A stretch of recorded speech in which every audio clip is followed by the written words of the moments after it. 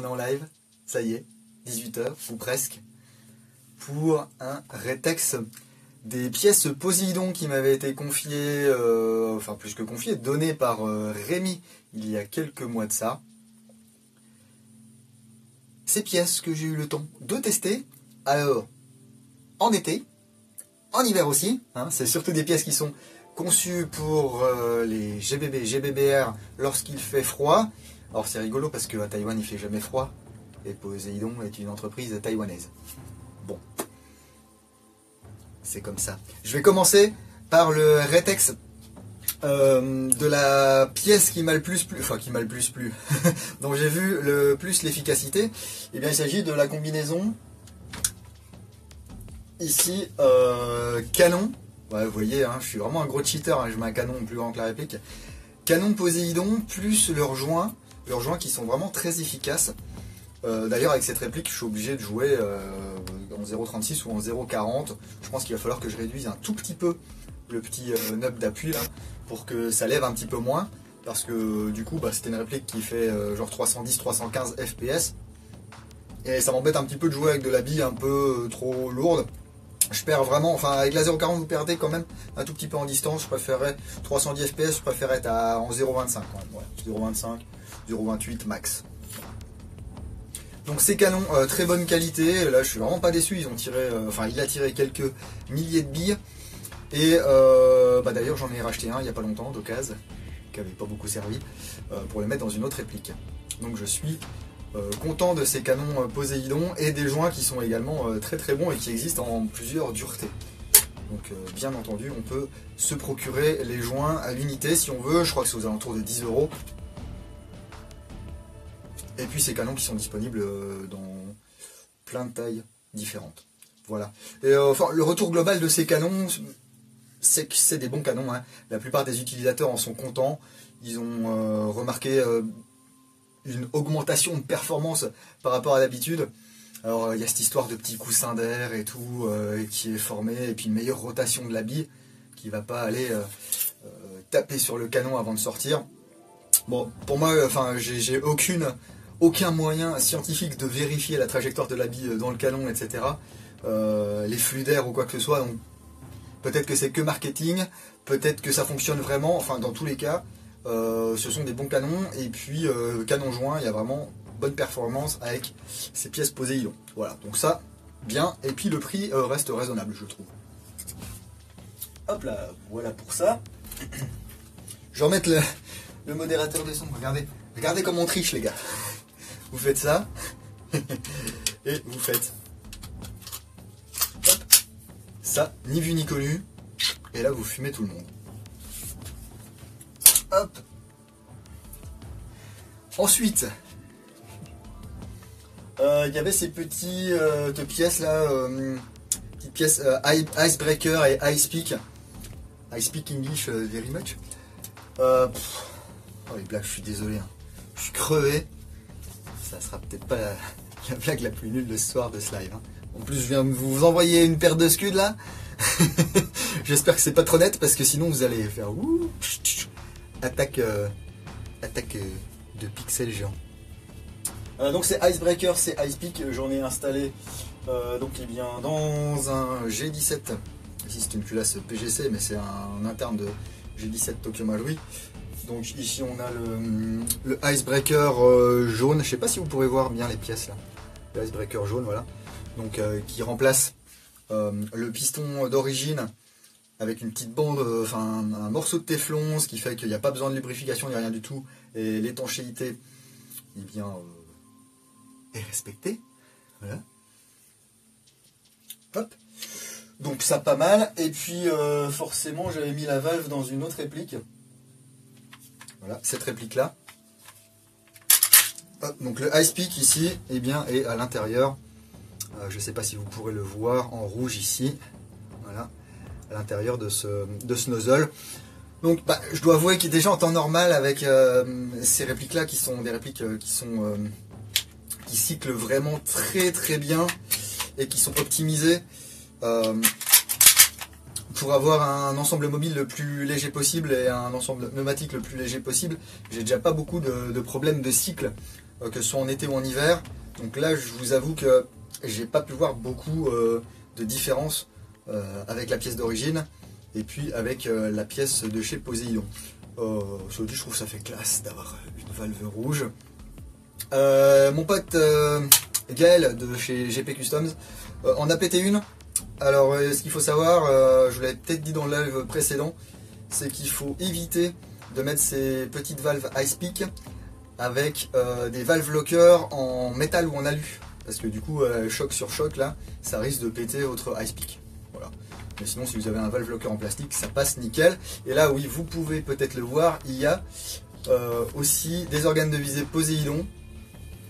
Ici. Voilà, je sais plus comment il s'appelle. S'il est Cyclops. Voilà. Je vous le mets à l'envers. Donc ce Cyclope, donc ce sont des organes de visée qui sont en métal, hein, en alu. Donc comme vous pouvez le voir, il y a un rear sight, autrement appelé guidon. Non, c'est pas guidon, ça c'est guidon. Œilleton. Je vous le dis, je suis complètement naze. Qui est composé ici de pièces en plastique un peu translucide, orange. Et puis, vous voyez, on va pouvoir ici acquérir la cible très très rapidement avec un petit point jaune. Et les 3 points jaunes ici, c'est fait pour la nuit, ils sont phospho. Donc c'est pas mal, ça permet d'acquérir très très rapidement la cible. Alors au début, je vous avoue que j'étais pas super à l'aise avec ça parce qu'il faut vraiment le temps, faut le temps de s'y faire quoi. Faut vider quelques chargeurs parce qu'on a tendance à viser un petit peu trop haut ou un petit peu trop bas. Mais bon, en définitive, ça se fait bien. Alors si vous voulez mettre ça, c'est compatible avec tout ce qui est Tokyo Marui, WE et assimilé. Ça se monte pas par contre sur les Stark. Ouais, donc Rémi confirme, hein, Ice Peak plus nozzle ou valve locker en alu, c'est mal, ça va tout péter. Donc c'est Cyclops là. Ça vaut, dans nos contrées, je me demande si ça vaut pas genre une cinquantaine ou une soixantaine d'euros. C'est peut-être un peu moins. Voilà. Donc si vous voulez un truc un peu, je sais pas, vous êtes en CQB ou quoi, vous voulez de l'acquisition rapide face à la lumière, là vous êtes vraiment, vraiment bien. Et puis dans la nuit vous pouvez quand même viser. Donc voilà, ça c'est sympa. Et puis la qualité de fabrication est quand même pas mal, donc j'aime bien.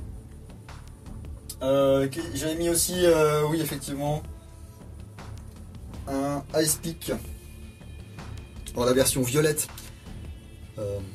dans mon FNX 45. Donc les versions violettes, c'est pour je crois les GBBR VFC et le PX4. Bah ça marche aussi avec le FNX. Voilà, on avait regardé avec Rémi et puis ça fonctionne bien. Donc déjà lui il fonctionnait bien avant. Bah, il fonctionne toujours bien. Voilà. Donc, si ça fait pas de mal à vos répliques, bah, moi ça me va. Voilà. Et puis, si vraiment vous jouez dans le froid, si vous êtes du Schnorr ou quoi, ou dans la montagne, dites-moi hein, si vous avez testé les pièces Poséidon, est-ce que vous avez remarqué effectivement de meilleurs perfos avec que sans. Voilà. Ouais, faut que j'arrête les folies de mon corps, mais ouais, faut juste que je dorme en fait. C'est le seul truc. Et puis j'avais mis également là-dedans un icebreaker de 15 mm, c'est les bleus.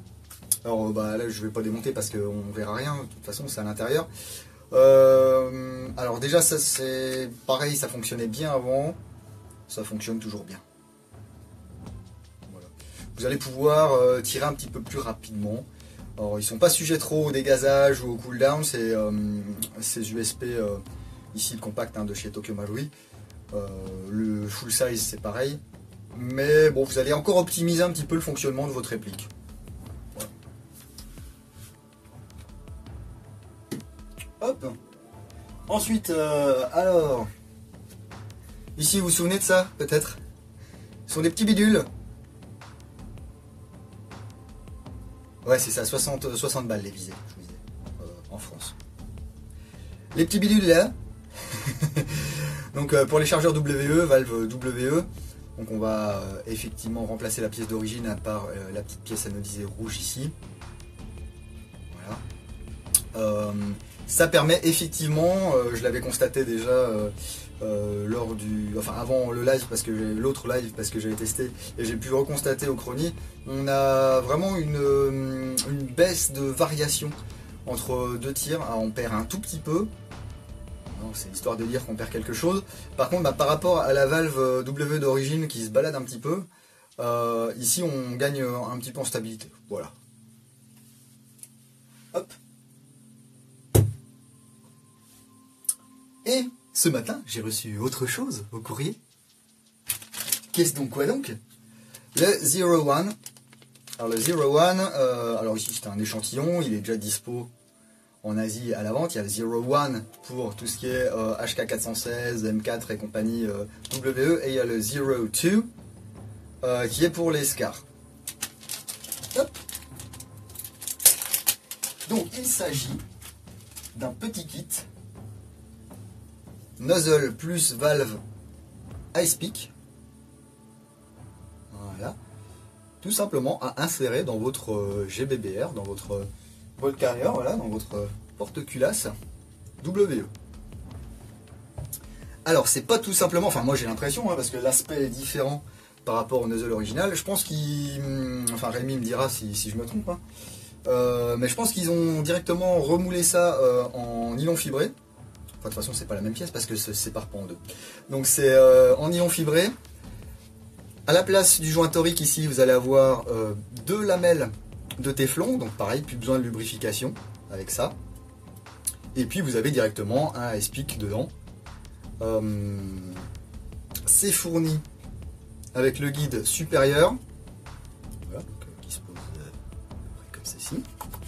Ça coulisse, il est content. Voilà. Et, s'il vous plaît, Rémi, si tu peux faire quelque chose, franchement, si tu peux faire quelque chose. Moi, le problème que j'ai avec ces guides supérieurs sur WE, c'est que les vis d'origine de chez WE, voilà, le petit pixel que vous voyez entre mon pouce et mon index, elles ont tendance à être vraiment pourraves, et donc le filetage sur les 2 premiers millimètres a tendance à se barrer avec les chocs. Ce qui serait super chouette, tant qu'à faire, ce serait de fournir une petite vis avec le kit. Parce que là j'ai mon guide, j'ai mon nozzle et tout, mais il n'y a pas la petite vis. Donc franchement, si vous pouvez faire quelque chose là chez Poséidon, et ben c'est bien de nous mettre cette petite vis en plus. Ça serait vraiment super chouette. Super chouette. Voilà. Je sais bien que voilà, il y en a qui vont dire ouais mais ça tu vas dans un magasin de bricolage, t'en trouves 100 pour 1 euro. Peut-être, mais voilà, moi j'ai pas envie d'aller dans un magasin de bricolage pour en acheter 100, étant donné qu'il m'en faut que une. Tu vois ce que je veux dire? Hop. Donc ce nozzle va venir s'insérer là-dedans. On remet la petite goupille, etc. C'est parfait, pas besoin de lubrification. Lubrifier quand même un petit peu sur les guides, mais pas besoin de lubrification au niveau du joint en téflon ici. Hop. Alors, je suis allé voir sur un site où ils l'ont déjà, qui s'appelle JK Army. Ils sont en Asie, hein, vous connaissez tous. Qui l'ont déjà. Qui l'ont déjà. Je vais y arriver, j'ai un bout de croûte coincé à ma gorge. Ils annoncent 1,1, 1,2 joules. J'ai monté ça cet après-midi pour vider quelques chargeurs. Alors déjà, je peux vous dire que ça a changé ma réplique. Hein. Mon HK416 là, qui était un peu tout souffreteux et tout là, avec le nozzle d'origine et tout. Là, j'ai pu vider un chargeur tranquillou en tir en semi-rapide. Pas de problème. Par contre, moi j'ai pas sorti un joule 1, un joule 2. J'ai sorti, je vous le dis, parce que je l'écris là, entre 427 et 455 FPS. Ça picote, ça picote. Donc en moyenne sur 10-15 tirs, là, j'ai eu 436 FPS. Donc pour moi, c'est un petit peu beaucoup, voilà, pour notre marché à nous. Hein. Surtout que là, il faisait pas quand même super chaud dehors. Hein. Il fait genre il fait 18 dans l'antre et puis il doit faire, je sais pas, 13 ou 12 dehors. Donc on n'est pas non plus dans des chaleurs excessives. J'ai peur que cet été, si vous achetez ce nozzle et que vous mettez ça dans votre M4, ça va envoyer du pâté. Hein. Je crois que vos copains, vous allez tirer loin, hein, c'est certain, mais vos copains ils vont dire ça va pas la tête ou quoi. Donc là, pareil, s'il y a moyen de faire quelque chose pour qu'on puisse régler ou faire plusieurs gammes de vélocité ou de puissance, je pense que ça peut être sympa aussi. Voilà. Ouais, tenter les brides FG Airsoft si c'est compatible, mais je pense qu'il n'y a pas de raison, ouais, ça se met derrière la valve, hein, je crois, donc a priori, il suffit effectivement de rajouter une petite surépaisseur pour faire avancer la valve et donc réduire le petit emprunt des gaz qui va vers l'avant. Voilà, mais dans tous les cas, voilà, bonne pièce, ça a l'air solide. La collerette est légèrement plus fine. La collerette est plus fine, ouais, mais là j'appuie dessus comme un taré, elle se déforme pas. Ici sur ce modèle WE, j'appuie dessus, ça plie. Hein. Et on peut voir que le profil, enfin on peut voir, moi je peux le voir, je sais pas, le profil à l'avant ici du nozzle est légèrement différent. Voilà.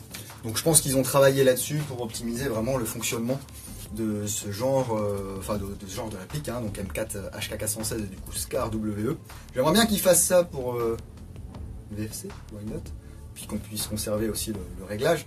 Mais bon, j'aime beaucoup de choses, je suis pas ingénieur, c'est pas moi qui vais les inventer les machins. Donc voilà, ça je pense que quand ça sera dispo, parce que là c'est un... c'est écrit dessus, hein, c'est un sample, hein, donc ça je vais le renvoyer à Rémi. Mais je pense que quand ça sera dispo, ça dans nos contrées, j'en commanderai un. Parce que je pense que c'est vraiment une pièce d'upgrade assez sympa. J'avais testé moi les nozzles alu, vous savez, Ratec. J'ai revendu ça rapidement parce que c'était pas stable, parce que voilà. Apparemment il y a une deuxième version qui est un peu plus stable. Mais bon, moi j'ai pas été convaincu par la première version du nozzle alu de chez Ratec. Il y a aussi d'autres marques qui font juste la partie à l'avant, pour avoir genre un avant en alu et puis l'arrière toujours en plastique pour éviter un petit peu le cooldown. Faut voir, si vous avez testé, pareil, vous pouvez commenter. Mais moi j'ai pas fait ça. Salut Fokker, ça gaz. Un projet pour AKGBBR, oui. Je crois que Rémi travaille dessus. Parce que lui, il a un AK GHK, bien sûr. Et donc je pense qu'il aimerait bien aussi qu'on ait ce genre de truc pour nos AK GHK. Voilà. Et puis pourquoi pas W, hein. Why not? Il faut laisser personne derrière les gars, il faut laisser personne derrière. Donc ça voilà, testé et approuvé cet après-midi.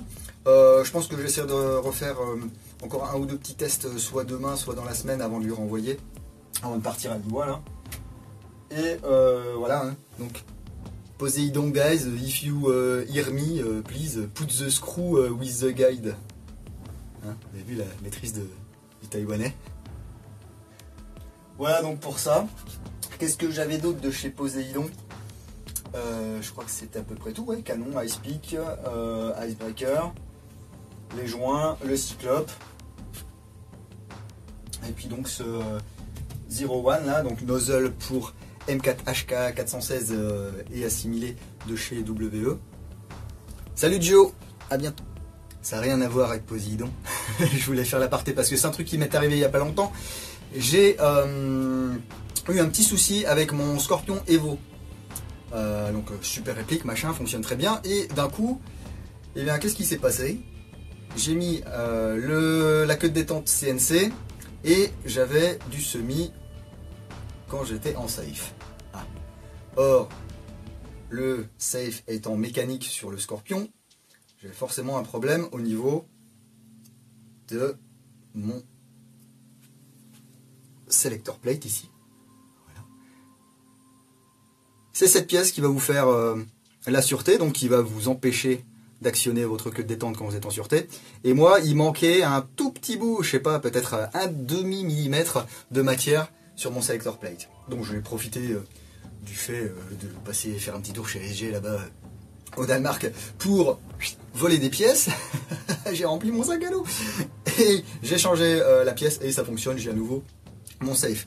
Donc voilà, si jamais ça vous arrive, ça peut arriver aussi avec la queue de détente d'origine, c'est qu'il y a peut-être un petit défaut ou alors que votre selector plate ici c'est légèrement cassé. Ou peut-être, je sais pas, vous étiez en train d'appuyer et puis de, je sais pas, d'actionner le sélecteur en même temps et puis ça a raboté un petit peu. Donc voilà, j'ai un Scorpion qui fonctionne, je suis content. Salut Sylvain, salut à tous. Sinon, bah, niveau Poseidon, voilà. Je suis comme ça, moi. Le Ratex, c'est un an après. Je crois que Rémi m'a envoyé ça genre en avril ou en mai de l'année dernière. Et puis, bon, j'avais envoyé un ou deux petits messages parce qu'à chaque fois, ils me demandaient ouais, ça marche, t'en es où, machin.